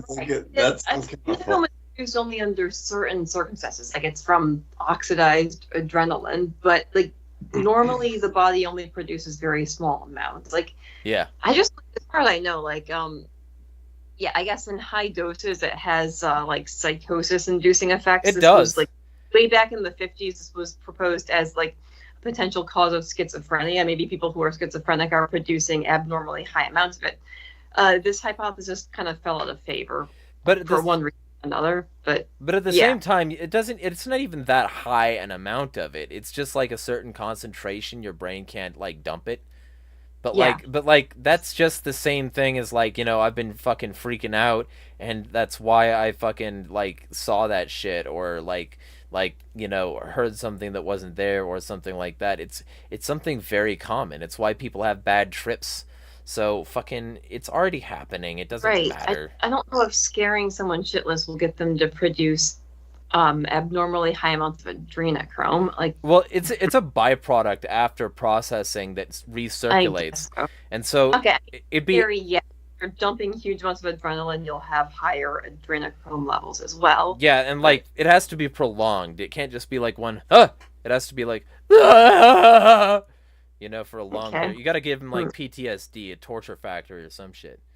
Don't do that though. Don't give the government any ideas, man. It's really inefficient. Just order it from just order the synthetic stuff. Yeah, hey Dark Fool, it's been a bit. He says it's like snake venom. It's more potent. Science. Them reptilians feed off your adrenochrome fear. Yeah, it's exactly. It's such stupid bullshit. And it's real. You could do that, but harvesting it from blood is so fucking dumb. You'd have to go through the whole extraction process. Like, do people not realize how much work it is to extract one single molecule from blood? Yeah, have they ever tried this? And they probably, if you said centrifuge, they'd probably think that was a band.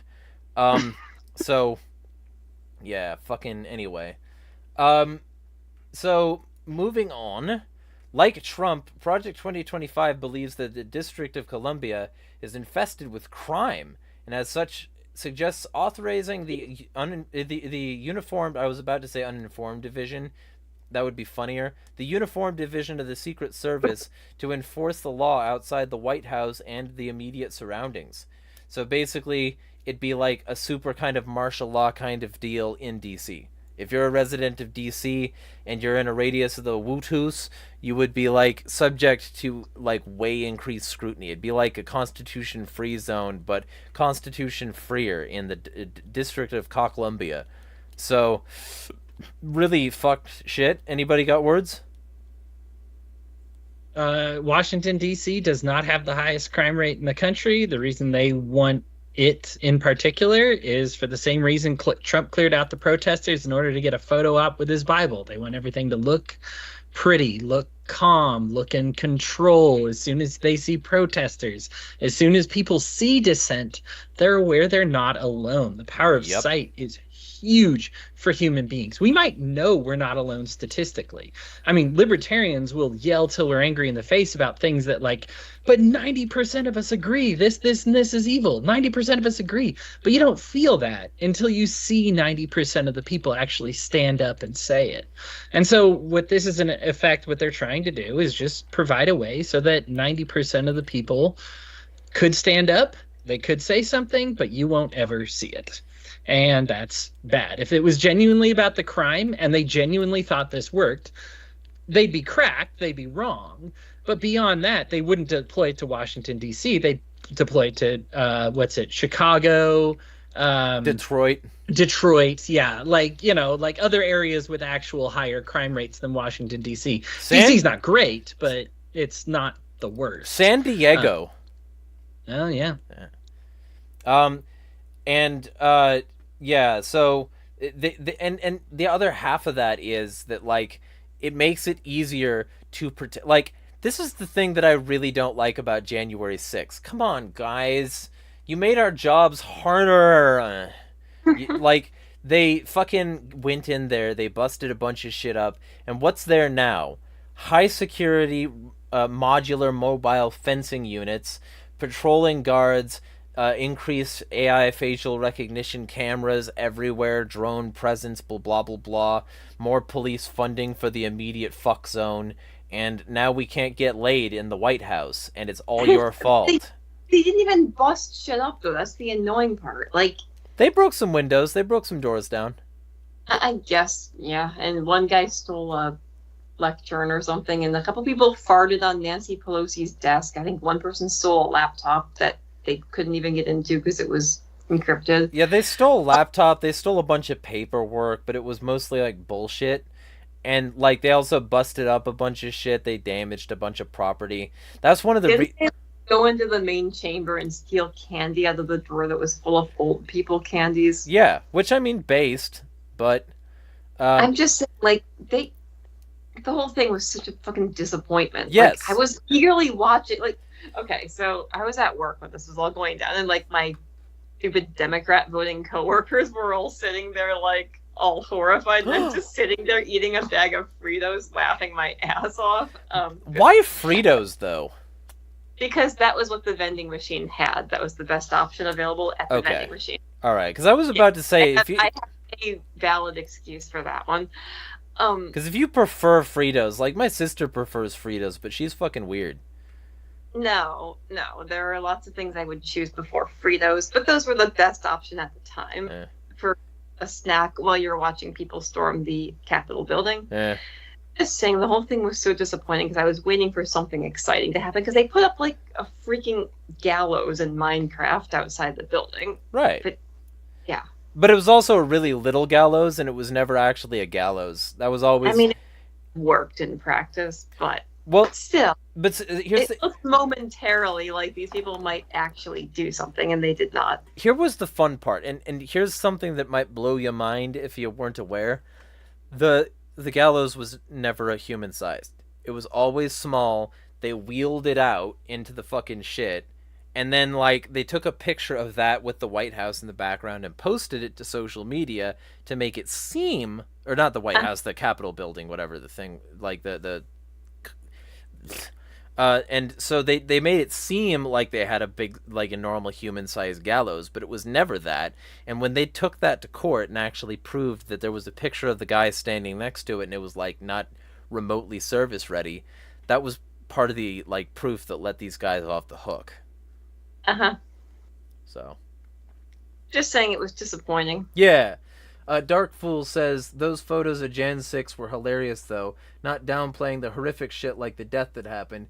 Yeah. Well, I mean, I hope you're talking about Babbitt,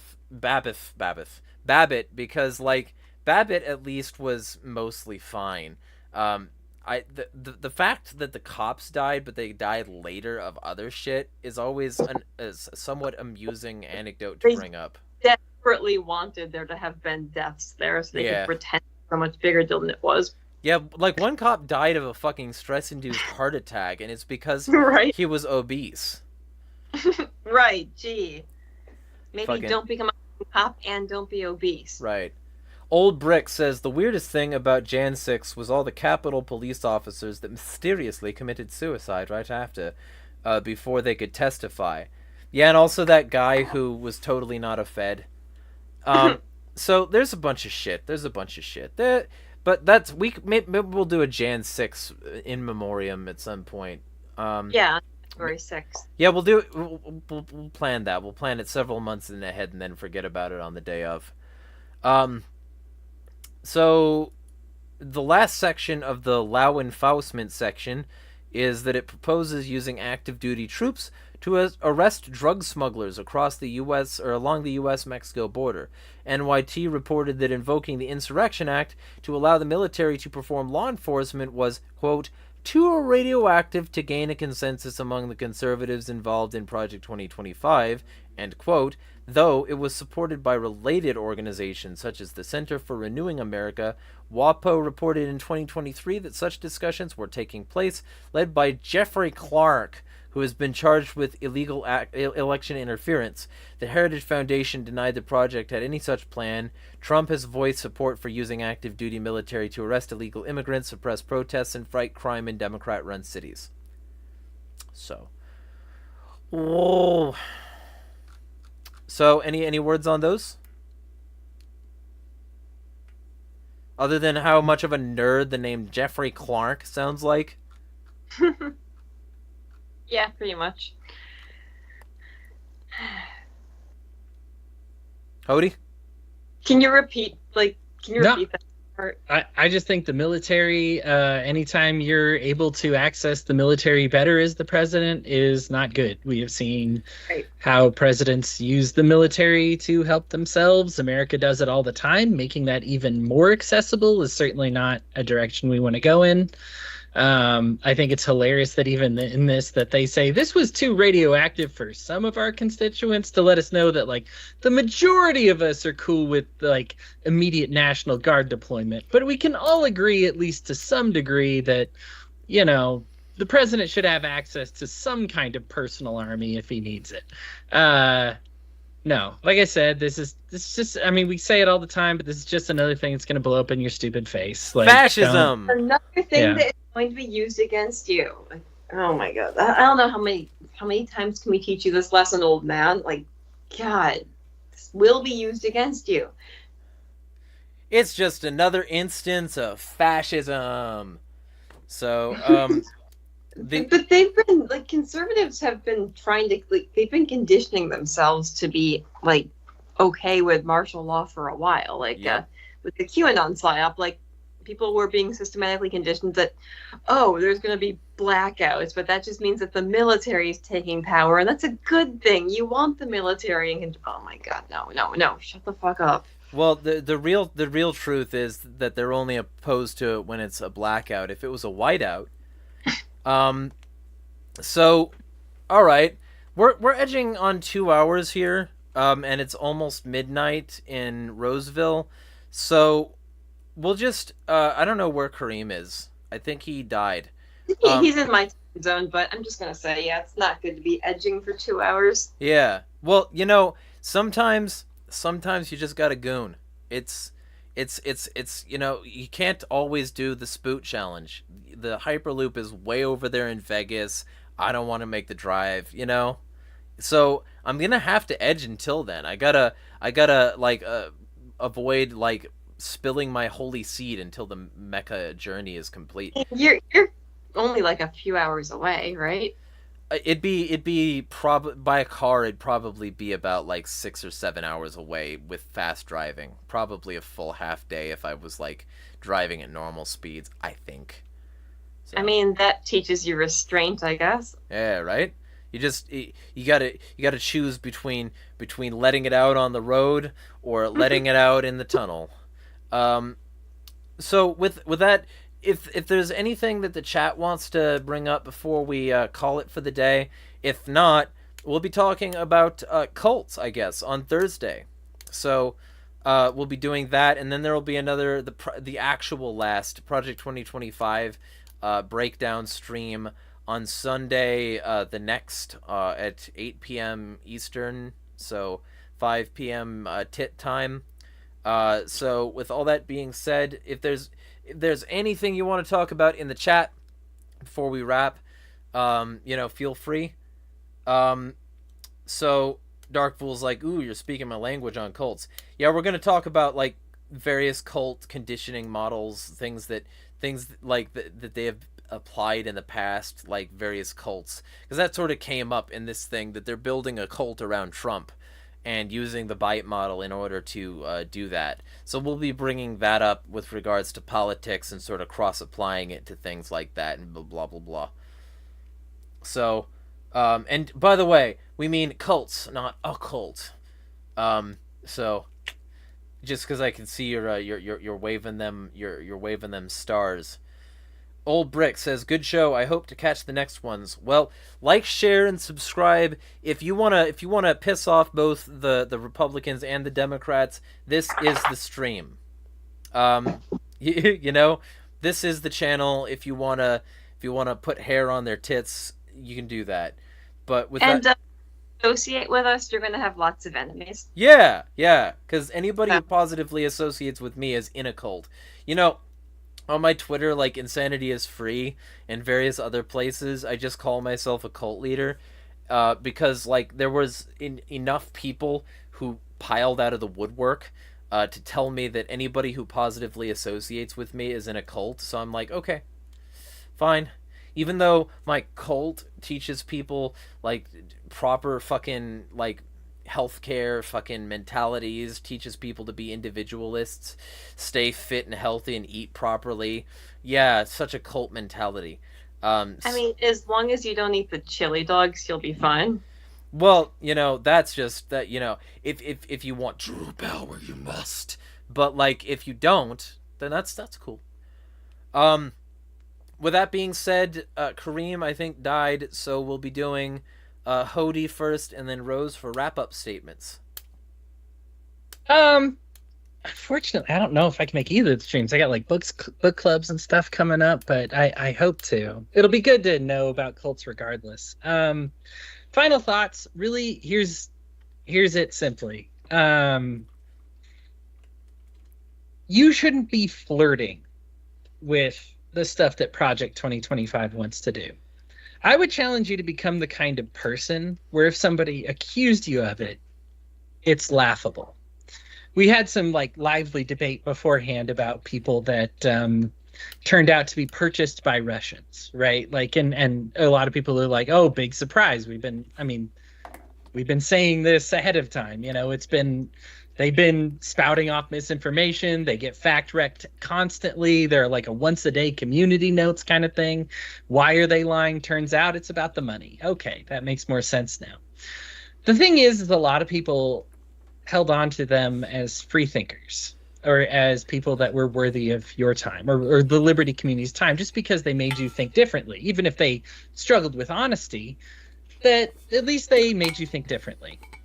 And I want to bring this back to the conversation about Project 2025 because the issue with them is that they aren't the type of people that when you find out that Russia bought them off, you would go, "Oh, that's ridiculous. Like they're anti-Putin, they're anti-Russia, whatever." You're like, "Oh, of course.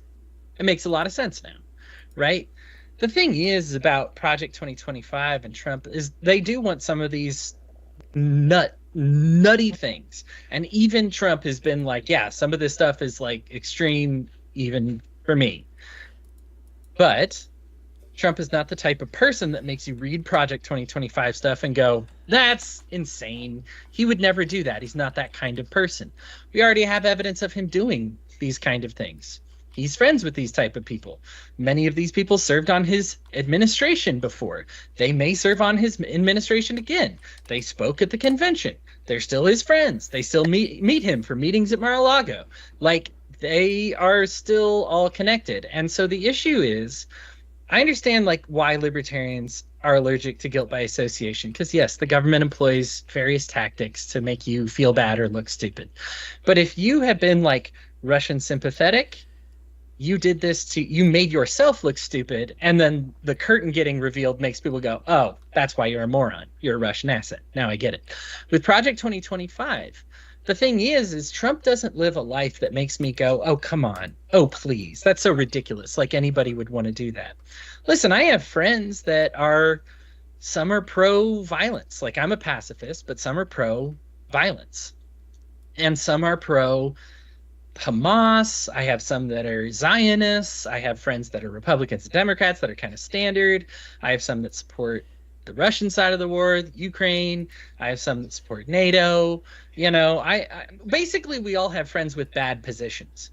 And I'm not asking that you distance yourself or you constantly condemn them or something like that. But you should live a life so much full of so much virtue that if all these bad friends of yours got together and wrote something and they were like, and Hody or Jeremy or Rose or Kareem, this is the person who's going to champion it for us, and they put together all their bad thoughts, your thoughts should be so good that such an accusation is preposterous, so that when you go, I'm not a part of any of that, that's all ridiculous, then people would say, "Oh, it's ridiculous." One of the problems that Trump had is this isn't ridiculous. He wants it to be ridiculous. He wants it to sound ridiculous, but he's tied himself to this, both culturally and politically. And because he hasn't distanced himself from this, it's very reasonable for a normal person to assume, based on his history especially, and his struggle, we'll call it, with the truth, that, yeah, Project 2025 is reasonably something that Trump would try to get done, or at least look into. So like that's basically my closing thoughts, just kind of about Project 2025 in general, just in case I missed the last one. That if we want something to actually be ridiculous, we libertarians and anarchists should learn a lesson that Trump did not learn. Because we will have insane Russian assets. I mean, we have them in the party now. People accuse people of being feds all the time. You're going to have bad actors in the party. But the thing is when those bad actors expose, are you living a life that's so good that when that exposure is revealed, people go, oh, well, there's no way they'd support that kind of thing. Because if not, they could just drag you down with them. You look at what happened with like the Libertarian Party of New Hampshire, and it was just edging and testing the waters and pushing an anti-Semite joke here and, you know, anti-gay joke there, anti-trans joke here. And then all of a sudden they're serious about that. And it's not a joke anymore. And they actually support these policies. And they go on Tim Pool telling you that. Like, then, so all of a sudden it's like, okay, did you distance yourself? Because I think there's most libertarians that didn't believe what the Libertarian Party in New Hampshire believes, right? But they didn't distance themselves. They didn't learn the lesson that Trump needed to learn from this, which is you should live a life full of such virtue that you're not like towing the line of evil. You should be very far away from evil. The point as a Christian isn't to see how close you can get to sin without technically sinning. It's to live a life of righteousness and goodness, which is just very far away from sin. People shouldn't be wondering if you're towing the line in between sin and virtue if you're living a righteous life. And so we libertarians should live a life full of so much goodness, righteousness, wonderfulness, care for our neighbors, that when somebody gets exposed as supporting Hamas, somebody gets exposed as supporting a war, somebody gets exposed for being a Fed and trying to sabotage the party or the movement or making us look stupid or get you suckered into violence against innocent people, you should live a life that's so good that people don't even have to ask you if they're actually speaking on your behalf. Because too often to the outside world, people see an insane libertarian and just assume they speak on your behalf. For 2 years, the number one search result you got from Google when you looked it up, when you Googled the word libertarian, was Nathan Larson. If you don't know who he is absolutely bonkers, like rapist, pedophile, white supremacist, throw every evil thing you could, and that's Nathan Larson. And for 2 years, that's what an average person looked up and saw when they saw libertarianism. The only thing that can change that, you're not going to change Google, you're not going to change the government. What you can do is change your personal relationships. You can take control of your reputation. You can take control of the culture that you foster, so much so that the point when Nathan Larson comes out and says a bunch of Nazi stuff, instead of having a whole bunch of libertarians being like, well, I see where he was coming from, because the world's going to see that. Instead, the backlash should be, oh no, that guy's cracked. Like, that guy has absolutely nothing to do with me. The Christchurch shootings, where the guy literally cited Trump as a reason for his motivations. And you could see where that motivation come from. It doesn't mean Trump is responsible, but he's fostering a culture that makes people want to do that kind of thing. Distance yourselves. All I'm saying is when you see evil, work to put distance in between yourself and that evil. That is on you. That's your reputation. You are responsible for that. You may not want to be responsible for how you're perceived, but you are. That's just the world. We're social creatures, and that's how things are going to be. So just live a life of goodness, really. Like, you should live a life, like, I'm just saying, live a life that's so good that when libertarians come out and be evil things, they don't even have to ask you about it. You might choose to say something anyway, but they know that that's not you. And that's the best way that we have to combat, like, bad actors. It's what Trump should have done with Project 2025 if he actually wasn't associated with it. Libertarians use this as a learning experience for things that could happen in the future. Yeah, and real quick. Other than that, love first Christians. Please find me. We'd love to have you. And real quick, to probably bolster your point, Dark Fool in chat says he'll broker a deal to give them some of what they want. He'll scratch their backs and they'll scratch his. Not even a sliver of it is beneficial to America. If a person needs to disassociate with a group, they need to answer why. So, he totally agreed with your statements. Yeah. Rose. Right. So I am not nearly as skilled as Hody with closing statements. I will just say this. Look, to all the possible Project 2025 supporters out there. If you think that you can wield the state to achieve your ends, you are sorely mistaken. All these powers that you are trying to grab for yourself will be inevitably used against you, and you should reconsider. And you should consider joining those of us who are actually on the right side of history and opposing the state entirely. I don't currently have anything I need to promote, so I will just say good night to everybody. All right, Kareem. Alrighty. Well, this was a good one. Sorry, I got a phone call in the middle of it, and then like other things are going on. So, with that being said, this was another good one. I really like what Hody was saying as well.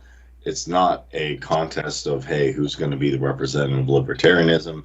It's, can you be the best libertarian you can be, the best person you can be, emulate that to other people, be a good example, and then in turn find the best personal relationships. Like, funny enough, I was commenting on something, and then some guy commented on it, and then I put like the red and black flag. He's like, why are you sharing a Marxist flag? I'm like, this isn't Marxist. And I'm like, he's like, you hate private property. I'm like, I'm done. Or on conversely, somebody I say who has red and black flag, hey, I like private property. And they get mad at that. Well, I'm not going to try and, change that. What I'm going to do is work with people who are for unity, Hody, Bread, Jeremiah, and work towards, as Keith would say, a coalition of anti-state radicals so we can turn things around for the better. And in addition, I guess I'm having some luck because I'm getting to hang out with a lot of cool mutualists, so I can get half and half, even though Jeremy disagrees with that. Not half. That's not how it works.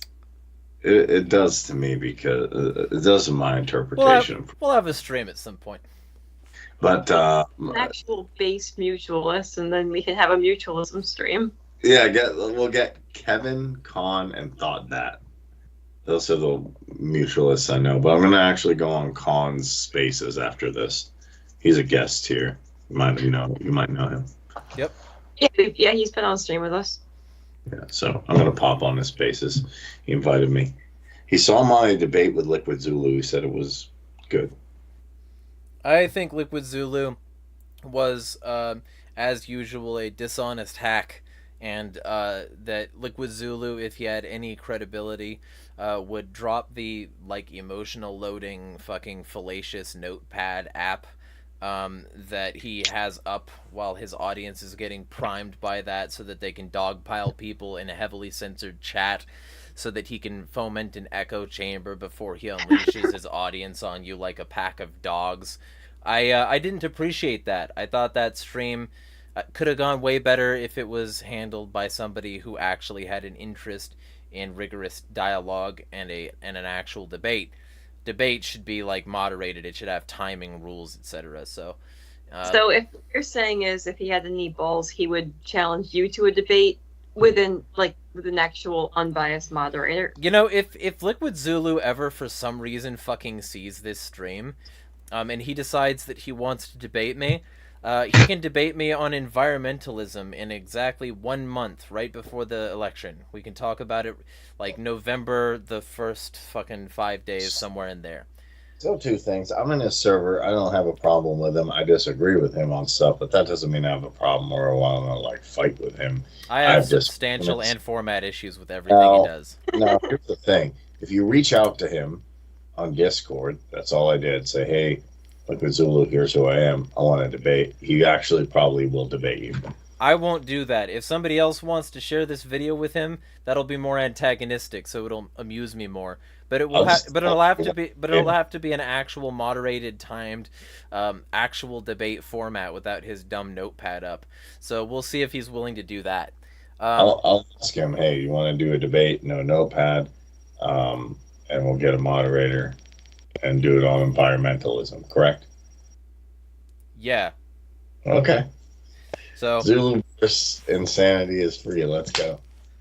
So we'll do that anyway.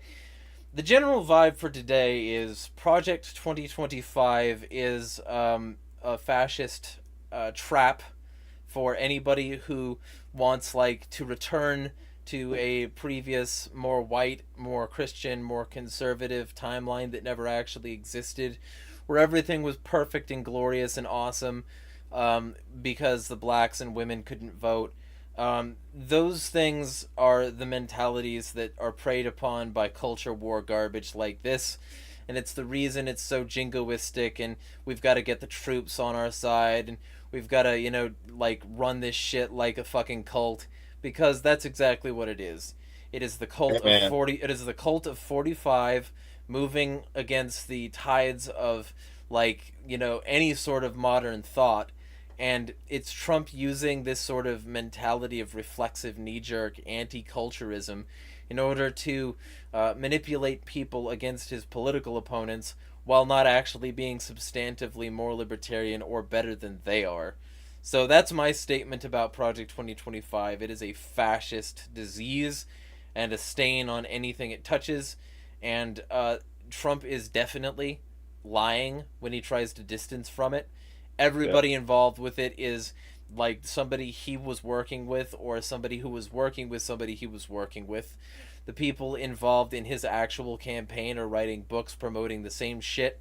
The same shit is being pushed, and the book's release date has been pushed beyond the election so that people can't verify that for themselves, but it's almost certainly like with a title like Burn Washington Down, you know exactly what you're getting. So, with all this being said, the general vibe that I want to give off is understand your culture, understand when it's being co-opted, understand that all fascists can do is co-opt culture because they don't make any of their own, and understand that that's exactly what's happening here again with this new fascist leader and his fascist programs. Hey, but I just want, that's not what Nick Fuentes said when he said we'll take it back to the 1950s, and or Sean Strickland said when he said we'll put women's in them kitchens, and then Pearl. Woo! Yeah, well, when Nick Fuentes and Pearl Davis talk about their ideal treatment of women, they really mean 16-year-olds. So let's be clear about the levels on which we lie, and piss off the Groypers while we're at it, because those low-T, low-energy fucks would have nothing without their incel commanders. So, the gropers. Yeah, right? Basically. Except there's nothing to grope on their ideal woman. So, this stream could go off the rails quick if we go down that road, but... oh boy, you community notes. Yep, exactly. With all that being... yeah, Dark Fool in chat saying Trump cult versus globalists. My, what great choices. Basically that. So, with all that being said, like, share, and subscribe, because this plan, and this is the thing, this is the real shit, this is the thing that's going to piss off everyone, even if it's just Kamala and Tim Walz or whatever, you'll still get some version of this. Kamala is literally working directly toward making certain things of this already a thing now. Like, it's going to be the same shit as Biden, where he, like, all of his campaign promises, oh, look at these kids in cages, there are more kids in cages. Wall is being expanded. Fucking healthcare reform. Healthcare has barely been reformed at all. Fucking, like, student loan forgiveness. Oh no, we can't do that. Aw, shucks. All this stuff that he promised, it's all gonna go to shit because he was Crime Bill Biden. Kamala was the top cop. These people are the people promoting Tim Walz now, who is a, fucking liar habitually. So it's not like you're going to get something better with the Kamala Harris administration. In fact, they might even get away with being worse because they plaster the right branding on it. But it's not like that means that we have to endorse the alternative. So just understand that the false dichotomy that they're serving you between these two mass statists is not the one that you have to accept, and that real freedom is going to come when we smash the fucking state. There you go. What kind of a post is that? Cody always leaves the most